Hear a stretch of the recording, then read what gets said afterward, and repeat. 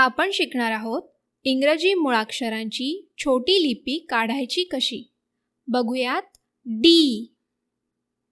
D काढण्यासाठी आपण पहिल्यांदा एक सरळ रेष काढायची. काढलेल्या सरळ रेषेला डाव्या बाजूने एक अर्धगोलाकार आकार जोडायचा. तयार झाला डी. आता आपण याचा सराव करूया.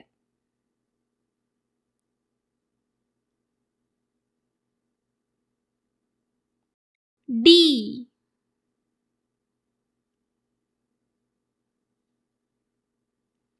डी.